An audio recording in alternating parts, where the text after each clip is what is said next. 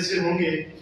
और जैसा कि आप जानते हैं कि हमने चैप्टर नंबर 16 स्टार्ट किया है, मैन एंड इन्वायरमेंट, और उसके हमने चंद टॉपिक स्टार्ट किए थे जो लेक्चर नंबर 1 में थे, और आज आपका ये लेक्चर नंबर 2 है।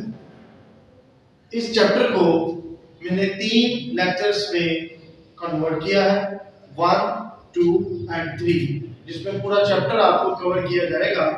आज आपके लिए जो टॉपिक इस चैप्टर लेक्चर नंबर 2 में हमने स्टार्ट करना है, उसका नाम है बायोकेमिकल साइकिल। बड़ा इंपॉर्टेंट टॉपिक है आज का, तो स्टूडेंट्स जरा समझिएगा, इंशाल्लाह आपको इससे बड़ा फायदा होगा। बेटा, टॉपिक है बायोकेमिकल साइकिल। अब सबसे पहले हमें ये पता होना चाहिए कि सर साइकिल क्या होता है। साइकिल का मतलब क्या है? तो इसलिए बेटा मैंने पहले आपको साइकिल की डेफिनेशन निकाल कर दी है कि अगर कोई आपसे साइकिल के बारे में पूछे कि what do mean by cycle, तो आपको उसकी डेफिनेशन पता होनी चाहिए। डेफिनेशन कहती है the cycle pathway through which material move from environment to organism and back to environment।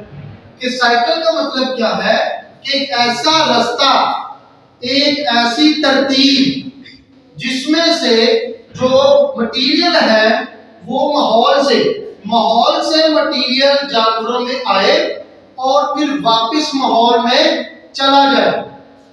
Back to environment, वापस चला जाए। पहले माहौल से चीजें जानदारों में दाखिल हो, ऑर्गेनिज्म में, और फिर वापस माहौल में चली जाए, उसको कहते हैं साइकिल। कि एक चीज जहां से स्टार्ट हुई वापस भी वहीं पहुंच जाए तो उसको कहते हैं साइकिल। जैसे कि साइकिल्स के अंदर हमने बेटे याद रखना, आपकी बुक के अंदर 2 टॉपिक है, कार्बन साइकिल और nitrogen cycle. Carbon cycle, nitrogen cycle, 2 cycle आपने पढ़ने हैं। दोनों ही बड़े इंपॉर्टेंट है, जो उसमें आपको बताया जाएगा कि किस तरह माहौल से चीजें जानदारों में दाखिल की जाती हैं, होती हैं, और किस तरह फिर वापस वो माहौल में शामिल हो जाती हैं। तो बेटा अब जरा इधर आ जाए। पहला हम स्टार्ट कर रहे हैं कार्बन साइकिल। तो टॉपिक आ गया हमारा कार्बन साइकिल का। कार्बन साइकिल क्या होता है? सबसे पहले बेटे डेफिनेशन, हर टॉपिक की आपको साथ में डेफिनेशन बता रहा हूं। डेफिनेशन क्या कहती है कि carbon is a building block of many kinds of biomolecule. कि कार्बन जो सा है बहुत से बायोमॉलिक्यूल्स को बनाने का बुनियादी जुज़ है। बिल्डिंग ब्लॉक्स का मतलब होता है बनाने वाला। तो कार्बन बहुत से बायोमॉलिक्यूल्स को बनाने वाला जुज़ है। कहां किस शक्लों में पाया जाता है? तो याद रखना, ग्रेफाइट और डायमंड। कार्बन आमतौर पर ग्रेफाइट और डायमंड की शक्ल में पाया जाता है। फिर अब बात करते हैं, और कहते हैं कि अगर हम बात करें जानदारों की, लिविंग ऑर्गेनिज्म की, बात करें एटमॉस्फेयर माहौल की, बात करें फॉसिल फ्यूल्स की, तो इन तीनों के अंदर कार्बन पाया जाता है, लेकिन किस शक्ल में? कार्बन डाइऑक्साइड की शक्ल में। पाया तो कार्बन ही जा रहा है ना, तो किस शक्ल में पाया जा रहा है? कार्बन डाइऑक्साइड की शक्ल में। लिविंग ऑर्गेनिज्म में भी, एटमॉस्फेयर में भी, और फॉसिल फ्यूल में भी। तो बेटे ये था इसका इंट्रोडक्शन कार्बन साइकिल का, कि कार्बन जो सा है वो बायोमॉलिक्यूल्स को बनाने का बिल्डिंग ब्लॉक्स है, और ये ग्रेफाइट की शक्ल में पाया जाता है, डायमंड की शक्ल में पाया जाता है, और अगर बात करें जानदारों की, बात करें माहौल की, बात करें फॉसिल फ्यूल की, तो ये कार्बन डाइऑक्साइड की शक्ल में पाया जाता है। अब बेटे प्रोसेस की मैंने एक हेडिंग बनाई है कि अब कार्बन के बारे में पढ़ तो लिया, अब सर हमें ये बताएं कि माहौल से जानदारों में कैसे दाखिल हुआ और जानदारों से वापस कहां चला गया? माहौल में। वो कैसे हुआ? तो बेटे ये एक प्रोसेस बनाया है, जिसमें देखिए मैंने कहा कि एटमॉस्फेयर माहौल में, हवा में कार्बन की शक्ल में था कार्बन डाइऑक्साइड, ऑक्साइड की शक्ल में, बेटे की शक्ल में, कार्बन डाइऑक्साइड की शक्ल में था माहौल में। तो इसको फिर माहौल में से यूज किया, ये यूज का लफ्ज लिखा है, यूज किया किसने? प्लांट्स ने।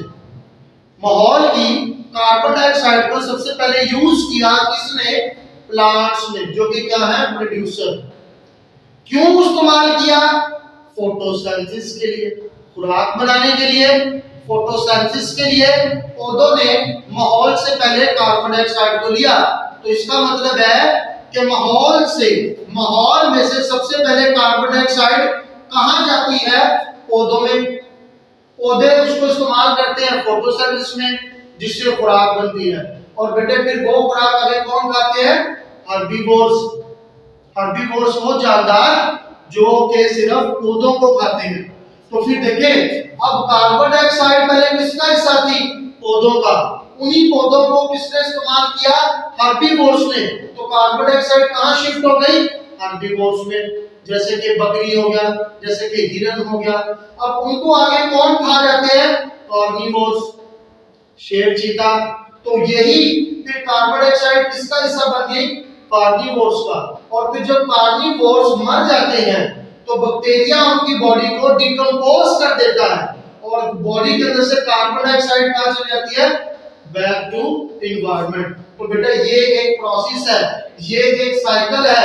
एनवायरनमेंट माहौल से कार्बन डाइऑक्साइड को लिया था और वापस भी कहां चली गई?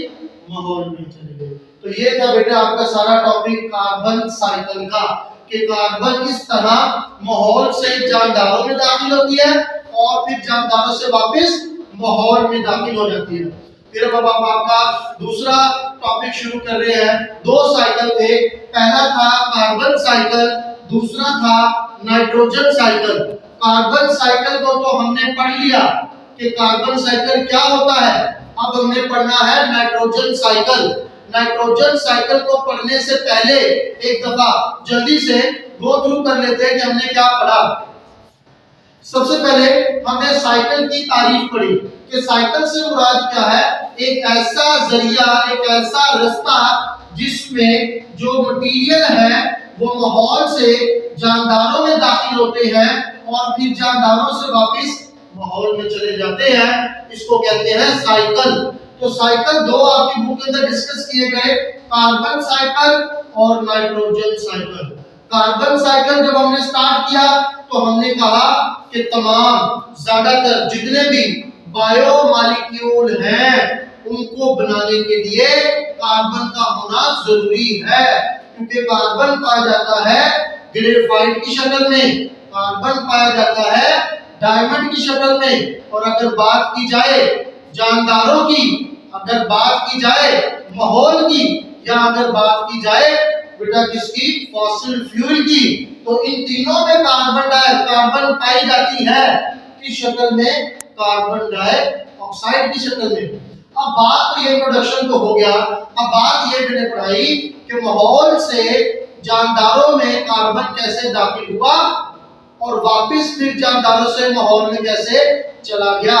तो बेटे इधर प्रोसेस लिखा कि माहौल से कार्बन को कार्बन डाइऑक्साइड की शक्ल में सबसे पहले इस्तेमाल करते हैं पौधे। क्या बनाने के लिए?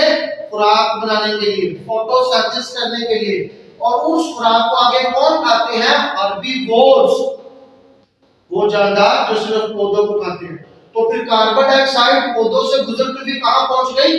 हर्बीवोर्स में। उन हर्बीवोर्स को आगे कौन खा जाते हैं? कार्निवोर्स, शेर, चीता। तो फिर वो ही कार्बन डाइऑक्साइड कहां पहुंच गई? कार्निवोर्स में। और जब वो मर जाते हैं तो बैक्टीरिया उनकी बॉडी को डिकम्पोज करता है। डिकम्पोज का मतलब तोड़-फोड़ देता है, और यही कार्बन डाइऑक्साइड दोबारा हवा में चली जाती है। तो ये हमारा टॉपिक था कार्बन साइकिल का। तो आइए अब हम टॉपिक स्टार्ट करते हैं नाइट्रोजन साइकिल। बेटा हमारा जो अब टॉपिक है वो है नाइट्रोजन साइकिल। आप लोगों को बता दूं, ये सवाल, ये क्वेश्चन बोर्ड में लॉन्ग क्वेश्चन के तौर पर जरूर आएगा। अगर इस चैप्टर में से सवाल आता है तो नाइट्रोजन साइकिल एक बड़ा ही अच्छा लॉन्ग क्वेश्चन बनता है। बेटा नाइट्रोजन को एक चीज मैं आपको बता दूं कि नाइट्रोजन साइकिल पढ़ने से पहले एक चीज बताना बड़ी इंपॉर्टेंट है। वो क्या? वो ये कि नाइट्रोजन को जो जानदार है उसमें पौधे आ जाए, उसमें जानवर आ जाए, जो भी आ जाए, चाहे पौधे हो चाहे एनिमल्स हो, नाइट्रोजन को डायरेक्ट इस्तेमाल नहीं किया जा सकता। नाइट्रोजन को पौधे हो या जितने भी लिविंग ऑर्गेनिज्म है, नाइट्रोजन को डायरेक्ट इस्तेमाल नहीं कर सकते क्योंकि वो डेंजर है। अगर डायरेक्ट इस्तेमाल करेंगे तो वो उनके लिए नुकसानदेह है, फायदेमंद नहीं है। सर जी फायदेमंद नहीं है तो फिर क्यों पढ़ रहे हैं? हाँ, एक चीज आपको बता दूं कि नाइट्रोजन का हमें फायदा है, लेकिन अगर नाइट्रोजन को अगर तब्दील कर दिया जाए नाइट्रेट्स में, उसमें भी मैंने जिक्र किया हुआ है, अभी मैं आपको थोड़ा सा हिंट दे रहा हूं कि नाइट्रोजन को डायरेक्ट इस्तेमाल नहीं कर सकते। हाँ, अगर नाइट्रोजन नाइट्रेट्स में तब्दील हो जाए तो फिर इसको इस्तेमाल कर सकते हैं और फिर इसका हमें फायदा भी जरूर होगा। तो इसलिए अब हम स्टार्ट करते हैं कि नाइट्रोजन साइकिल है क्या।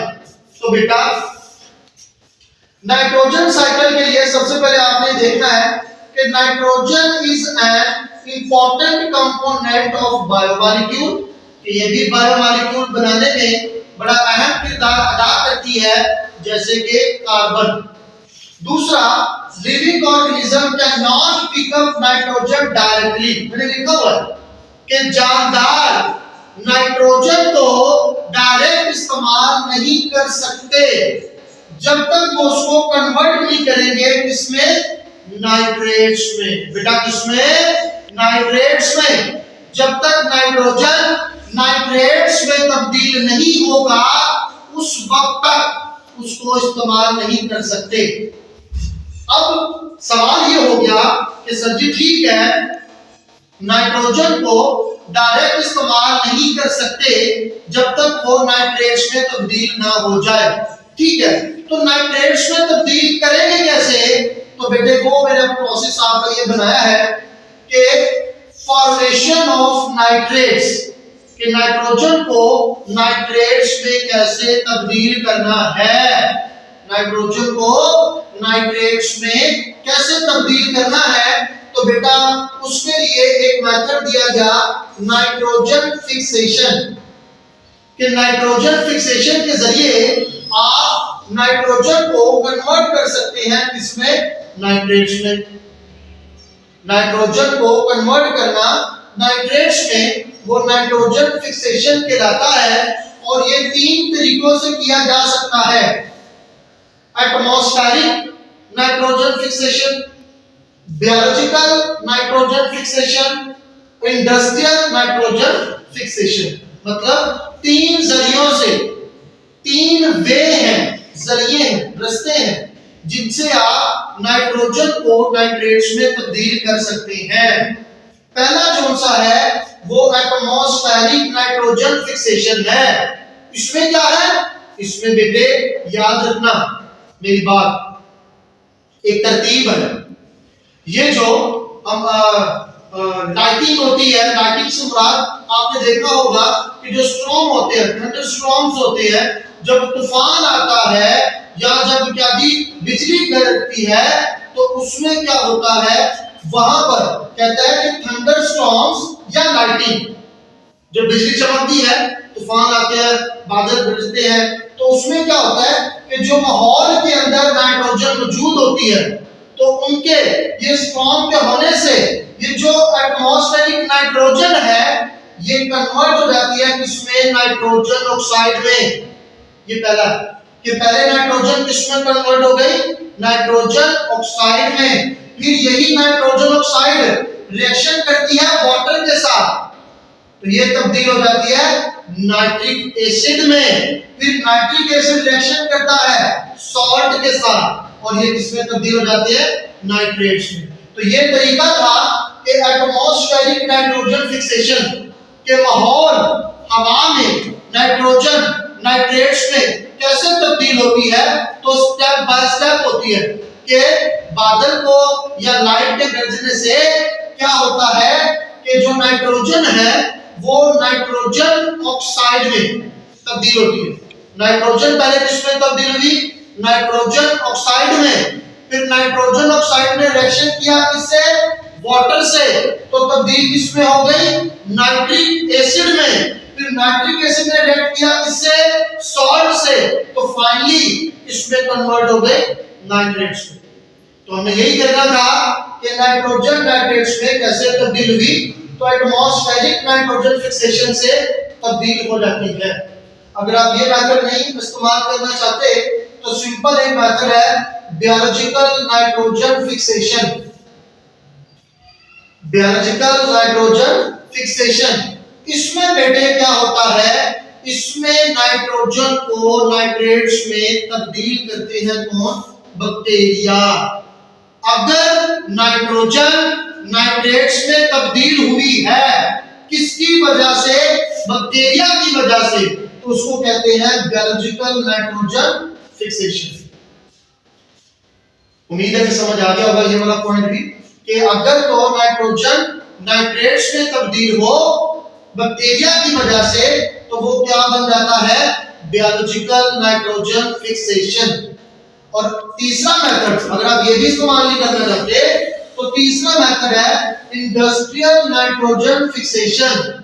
इंडस्ट्रियल नाइट्रोजन फिक्सेशन, इसमें क्या होता है, इसमें बेटे याद रखना, जो इंडस्ट्री का मतलब होता है संधि पैमाने, कि जितने भी हमारे पास फैक्ट्री एरियाज हैं वहां पर भी नाइट्रोजन को नाइट्रेट्स में तब्दील किया जाता है। वहां पे कैसे होता है, यहां पर तो हमें पता चल गया कि जी पहले वो तब्दील होता है किसमें, ऑक्साइड में, फिर तब्दील होता है किसमें, नाइट्रिक एसिड में, और फिर तब्दील होता है नाइट्रेट्स में। तो यहां पर हमने देख लिया कि यहां पर नाइट्रोजन तब्दील होता है नाइट्रेट्स में किसकी वजह से, बैक्टीरिया की वजह से। अब यहां पर कैसे होगा, इंडस्ट्रियल स्केल पर कैसे होगा, तो बेटा यहां पर नाइट्रोजन को नाइट्रेट्स में तब्दील करने के लिए पहले हाइड्रोजन से रिएक्ट करवाया जाता है किसका, नाइट्रोजन का। इंडस्ट्रियल स्केल के ऊपर हाइड्रोजन का रिएक्शन करवाया जाता है नाइट्रोजन से, जिससे ये तब्दील होती है पहले किसमें, अमोनिया में। अमोनिया में पहले नाइट्रोजन किसमें तब्दील होती है, अमोनिया में, फिर अमोनिया से किसमें तब्दील की जाती है, अमोनिया नाइट्रेट में, अमोनिया नाइट्रेट में। तो बेटा हमारा ये था कि हम नाइट्रोजन को डायरेक्ट इस्तेमाल नहीं कर सकते, नाइट्रोजन को डायरेक्ट इस्तेमाल नहीं कर सकते क्योंकि वो नुकसानदेह है, और अगर इस्तेमाल करना ही है तो नाइट्रोजन को पहले तब्दील करो नाइट्रेट्स में। तो ये जो मैंने आपको तरीके तीन बताए, 1 2 3, ये तरीके हैं जिसमें नाइट्रोजन तब्दील हो रही है नाइट्रेट्स में, जिसमें नाइट्रोजन तब्दील हो रही है नाइट्रेट्स में।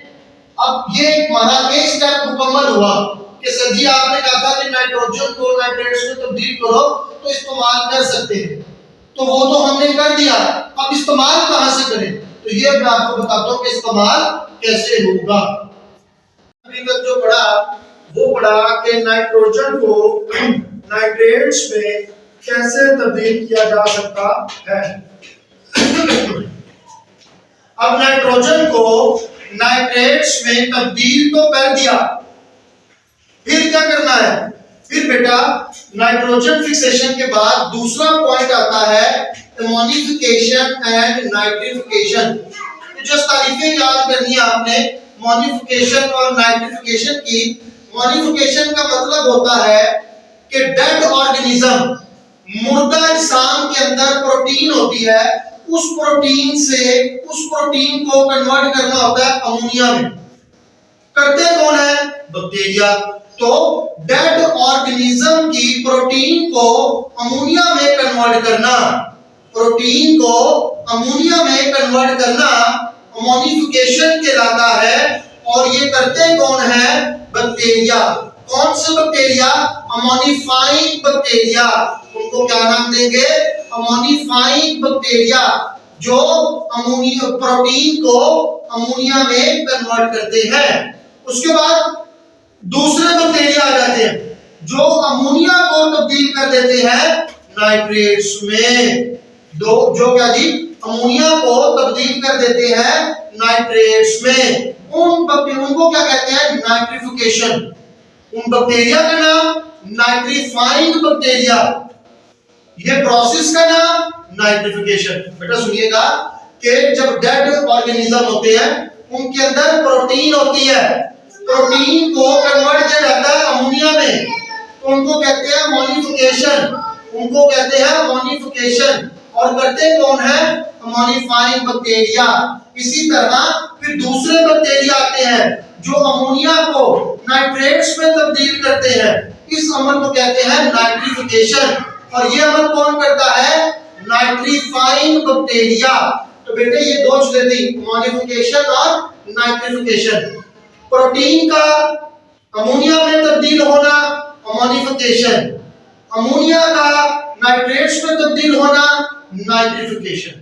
तो अब हमने ये भी पढ़ लिया कि सर अमोनिफिकेशन भी हो गया, नाइट्रिफिकेशन भी हो गया, और जो नाइट्रोजन थी वो नाइट्रेट्स में तब्दील भी हो गई। अब क्या करना है, तो बेटा उस नाइट्रोजन को इस्तेमाल करते हैं पौधे, प्लांट्स, अपनी खुराक बनाने के लिए। तो देखें यहाँ पर पौधों ने यूज किया नाइट्रेट्स को खुराक बनाने के लिए। उस खुराक को आगे किसने, उस फूड को किसने इस्तेमाल किया, एनिमल्स ने। तो फिर पहले जो नाइट्रोजन इन पौधों के जिस्म का हिस्सा बनी थी, उसके बाद वो किसका हिस्सा बन रही है, एनिमल्स का, जानवरों का। देखो ना, अब आपको मैं एक चीज बताता हूँ, नाइट्रेट्स तो बन गया, नाइट्रोजन नाइट्रेट्स में कन्वर्ट हो गया। उस नाइट्रेट्स को आगे इस्तेमाल किया पौधों ने खुराक बनाने के लिए। तो वो पौधों ने जब इस्तेमाल किया तो नाइट्रोजन किसका हिस्सा बन गई, पौधों का। उन पौधों को आगे इस्तेमाल किया जानवरों ने, तो नाइट्रोजन किसका हिस्सा बन गई, जानवरों का। तो अब जानवर जब मर जाएंगे तो डिकम्पोजर मतलब के बैक्टीरिया उनकी बॉडी को तोड़ फोड़ देंगे, तो फिर जो जानवरों के अंदर नाइट्रोजन थी वो दोबारा कहां चली जाएगी, हवा में। तो बेटा ये था नाइट्रोजन साइकिल कि कहां से नाइट्रोजन आई, उसको नाइट्रोजन को नाइट्रेट्स में तब्दील किया, और तब्दील करने के बाद पौधों ने इस्तेमाल किया, खुराक बनाई, उस खुराक को आगे इस्तेमाल किया एनिमल्स ने, तो वो नाइट्रोजन एनिमल्स का हिस्सा बन गई। और फिर जब वो एनिमल्स मर गए तो वो बैक्टीरिया ने उस नाइट्रोजन को दोबारा हवा में भेज दिया। तो यहाँ तक का बेटा हमारा ये टॉपिक था। दो साइकिल मैंने आपको पढ़ाए, कार्बन साइकिल और नाइट्रोजन साइकिल। इससे रिगार्डिंग अगर कोई क्वेश्चन हो तो कमेंट्स में जरूर दीजिएगा। जो हमारा अब का लेक्चर है उसके बाद जो शुरू कर रहे हैं वो है जी डेफिनेशन, कुछ इंपॉर्टेंट कॉन्सेप्ट जो कि आपको जानना बहुत जरूरी है, और बोर्ड में बेटा ये शॉर्ट क्वेश्चन के तौर पर जरूर पूछे जाते हैं। तो कॉन्सेप्ट के हवाले से जरा देखिएगा। पहला कॉन्सेप्ट है हमारे पास कुछ इंटरेक्शन। इंटरेक्शन क्या होता है बेटा, पहले जरा समझ लें, मेरा लेक्चर जरा सुन लें, फिर मैं आपको इसकी तरतीब भी बताता हूं। बेटा इंटरेक्शन का मतलब होता है दो ऑर्गेनिज्म, दो जानदारों का आपस में ताल्लुक रखना, दो जानदारों का आपस में ताल्लुक रखना। एक ये जानदार है और ये जानदार है, दो जानदारों का आपस में ताल्लुक रखना वो कहलाता है इंटरेक्शन। नाइट्रोजन साइकिल के बाद अगर आप लोग टॉपिक को देखें तो इंटरेक्शन का ही टॉपिक आता है। तो इंटरेक्शन में मैंने आपको क्या बता दिया कि दो जानदारों का आपस में ताल्लुक रखना वो इंटरेक्शन कहलाता है। अब बोर्ड में क्या सवाल आएगा, बोर्ड में सवाल ये आएगा कि इंटरेक्शन कितनी तरह से हो सकती है, how many types of interaction. तो बेटे याद रखना दो तरह से होता है, एक तो होता है इंट्रा स्पेसिफिक इंटरेक्शन और एक होता है इंटर स्पेसिफिक इंटरेक्शन। लफ्ज इस्तेमाल किए जा रहे हैं। अब जरा बोर्ड पे मैं आपको चाहूंगा आप लोग फोकस कीजिएगा। एक लफ्ज है इंट्रा, INTRA, इंट्रा, और एक लफ्ज है इंटर, INTER। तो कहता है कि इंट्रा स्पेसिफिक कंपटीशन क्या है? तो कहता है कि ऐसी इंटरेक्शन जो एक ही स्पीशीज के दो जानदारों के दरमियान हो। मतलब कि अगर बात करूं इंट्रा स्पेसिफिक इंटरेक्शन की, तो एक तरफ भी इंसान है, दूसरी तरफ भी इंसान ही है। अगर एक ही स्पीशीज के दोनों जानदारों में इंटरेक्शन पैदा हो रही है तो वो होता है इंट्रा। इंटर नहीं कहना, इंट्रा। सेम स्पीशीज के जानदारों के दरमियान जो इंटरेक्शन होती है उसको इंट्रा स्पेसिफिक इंटरेक्शन कहते हैं। और अगर स्पीशीज मुख्तलिफ हो जाए, मतलब एक तरफ इंसान है तो दूसरी तरफ पौधे हैं, तो स्पीशीज क्या हो गई? डिफरेंट हो गई। तो अगर डिफरेंट स्पीशीज का ताल्लुक हो तो उसको कहते हैं इंटर। अगर तो स्पीशीज मुख्तलिफ है तो इंटर स्पेसिफिक कंपटीशन, और अगर तो सेम है तो फिर होता है इंट्रा स्पेसिफिक कंपटीशन। तो बेटे ये दो तारीफें बड़ी इंपॉर्टेंट है और अक्सर औकात बोर्ड में पूछ ली जाती है कि इंट्रा स्पेसिफिक कंपटीशन और इंटर स्पेसिफिक कंपटीशन में फर्क बयान करें। तो मैंने दो तारीफें आपको ये समझा दी है, इसको जरा देख लीजिएगा कि इंट्रा के अंदर सेम स्पीशीज के जानदार होंगे और इंटर स्पेसिफिक कंपटीशन में डिफरेंट स्पीशीज के जानदारों का आपस में ताल्लुक होगा। उसके बाद लफ्ज कहा जाता है predation. Predation is a process, ये एक अमल है। कैसा अमल? बेटा जरा बात सुनिएगा ध्यान से। ये आपको ऐसी तरतीब बताएगा जिसमें एक जानदार दूसरे जानदार का शिकार करेगा और बाद में खुद भी किसी और जानदार का शिकार बन जाएगा। जैसे कि मॉस्किटो, मच्छर, इसको खाते हैं कौन? फ्रॉग, मेंढक खा जाता है। मच्छर को कौन खा गया? मेंढक। फ्रॉग, आगे जोन सा फ्रॉग है इसको कौन खा जाता है? स्नेक, सांप। और फिर आगे सांप को कौन खा जाता है? ईगल। तो बेटा ये देखो अल्लाह ताला ने एक चेन बनाई हुई है। यहाँ पर जो एक जानदार दूसरे जानदार का शिकार बन रहा है, एक जानदार शिकार कर रहा है और दूसरा जानदार शिकार हो रहा है, तो जो शिकारी है उसको कहते हैं प्रीडेटर। और बेटे यहाँ पर एक लफ्ज इस तरह देख लीजिएगा, प्रीडेटर, ये मैंने लिखा हुआ है। जो प्रेडेटर होता है उसको कहते हैं शिकारी, शिकार करने वाला। जैसे कि फ्रॉग मच्छर को खा रहा है, उसका शिकार कर रहा है, तो फ्रॉग यहाँ पे प्रीडेटर है और मॉस्किटो यहाँ पे क्या है? प्रे है। और अगर देखा जाए तो यहाँ पर स्नेक जो सा है इस फ्रॉग को खाया जाता है, तो फ्रॉग बन गया प्रे और स्नेक बन गया प्रीडेटर। तो इसी तरह बात कहने की ये थी कि ये प्रीडेशन का अमल चलता जा रहा है कि एक जानदार दूसरे जानदार का शिकार बनता है और उससे एक जानदार दूसरे जानदार का शिकार कर लेता है, जिसको कहते हैं प्रीडेशन। जो शिकार होता है उसको कहते हैं प्रे, और जो शिकार करता है जिसको शिकारी कहते हैं वो होता है प्रीडेटर। एक कॉन्सेप्ट आपके पास ये है। फिर बेटे इसके बाद टॉपिक तो है हमारा सिम्बायोसिस का, लेकिन हम पहले ये दो डेफिनेशन और क्लियर कर लें ताकि डेफिनेशन चल रही है तो तसलसल सही रहे। फिर आपको मैं नेक्स्ट कौन सा है मैं आपको सिम्बायोसिस का टॉपिक पढ़ा दूंगा अकेले, वो लॉन्ग क्वेश्चन है समझाने वाला है, तो इसलिए बेटा जरा पहले तारीफें समझ लें। एक है ग्लोबल वार्मिंग कॉन्सेप्ट, एक है एसिड रेन।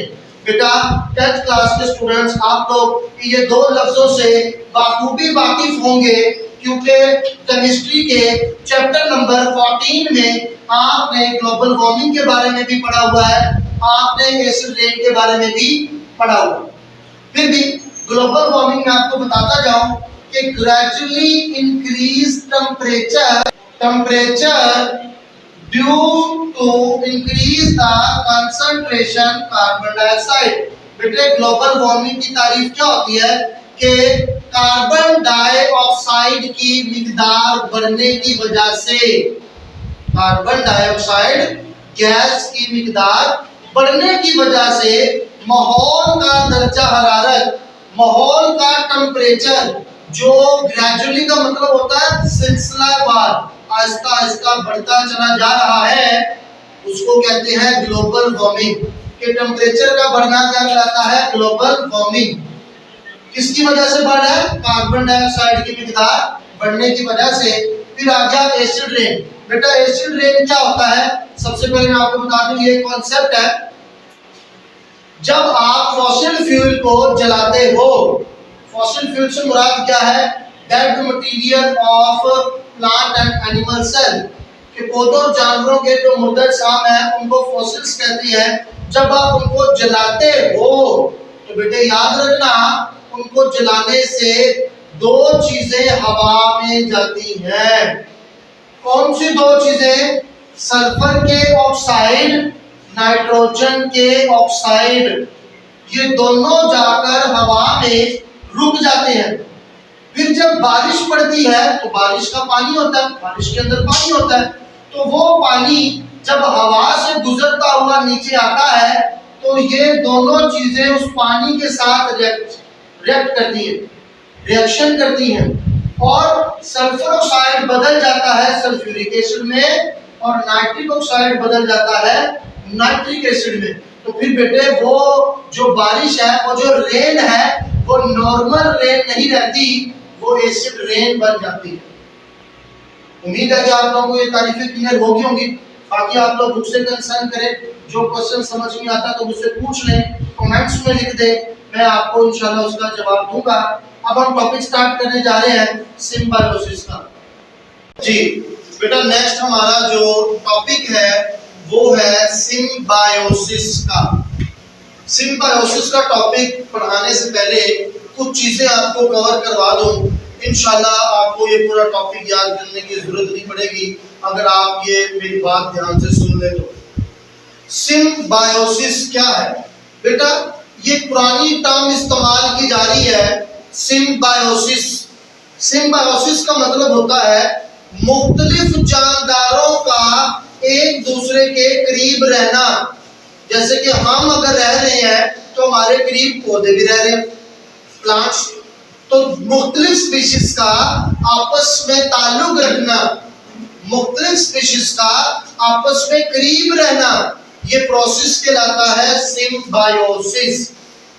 इसको कहते हैं सिम्बायोसिस के different species, the relationship between different species. तो डिफरेंट स्पीशीज के दरमियान जो ताल्लुक होता है उसको कहते हैं सिम्बायोसिस।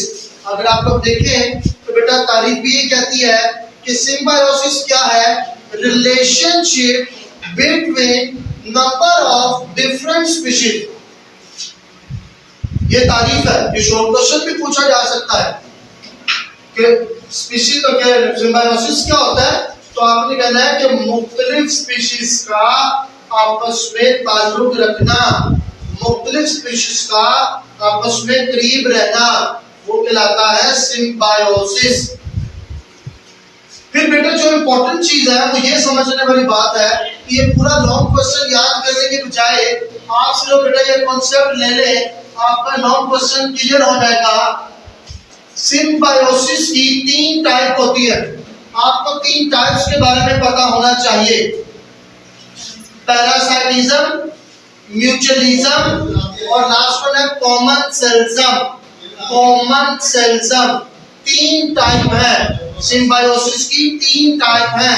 पहली टाइप का नाम है पैरासाइटिज्म, दूसरी टाइप का नाम है म्यूचुअलिज्म, तीसरी टाइप का नाम है कॉमन सेलिज्म। तीन टाइप होती है सिम्बायोसिस की। पहली टाइप जो पैरासाइटिज्म है उसमें क्या कहता है कि पैरासाइटिज्म में, पैरासाइटिज्म के अंदर म्यूचुअलिज्म इसकी पहली टाइप है, म्यूचुअलिज्म दूसरी है, कॉमन सेल्सम तीसरी टाइप है। तो बेटे आपको शॉर्ट क्वेश्चन ये भी आ सकता है कि सिम्बायोसिस की कितनी टाइप होती है, तो आपने कहना है 3। कौन कौन सी? पैरासाइटिज्म, म्यूचुअलिज्म और कॉमन सेल्सम। अब बेटे बड़ा ही आसान करके समझा रहा हूँ। पहली टाइप मैंने क्या बताई? पैरासाइटिज्म। इसमें क्या होता है बस आपको ये बताना चाहिए कि किस टाइप में क्या होता है। कहते हैं जी पैरासाइटिज्म के अंदर ये दो जानदार है, क्योंकि सिम्बायोसिस का मतलब होता है दो जानदारों का ताल्लुक। कहता है कि पैरासाइटिज्म के अंदर दो जानदारों का ऐसा ताल्लुक होगा जिसमें एक को फायदा और एक को नुकसान होगा, उसको कहेंगे पैरासाइटिज्म। जिसमें दो जानदार हैं, एक को फायदा हो रहा है और दूसरे को नुकसान हो रहा है। सर जी वो कैसे? कोई एग्जांपल? बेटा बेशुमार एग्जांपल है।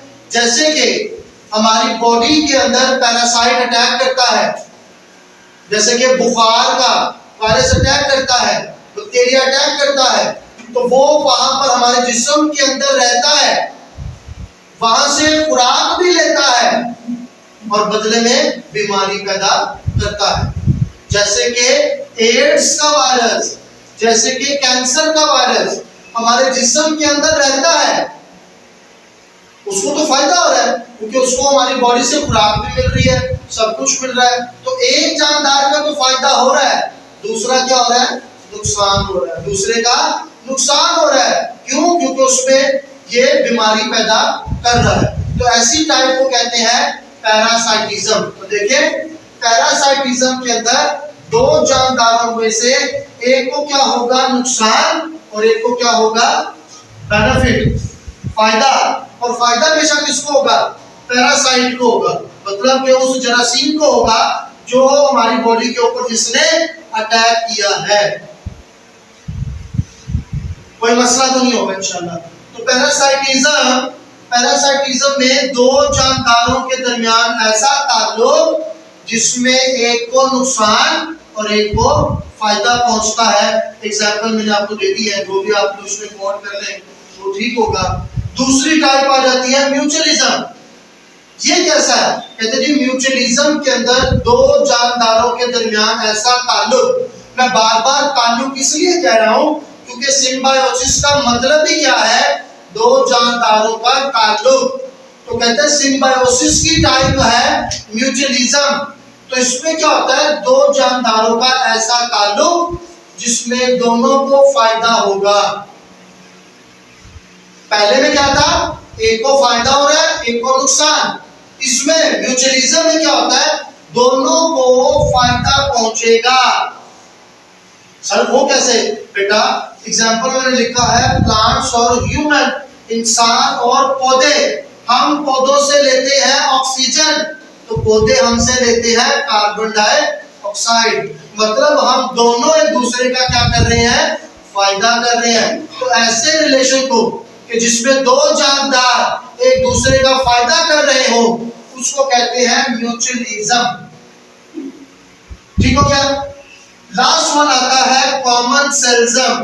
कॉमन सेल्सम इसमें क्या होता है? इसमें जी कहते हैं कि दो जानदारों के दरमियान ऐसा ताल्लुक जिसमें एक को तो फायदा हो रहा है, एक को तो फायदा हो रहा है, लेकिन दूसरे को ना फायदा हो रहा ना नुकसान हो रहा।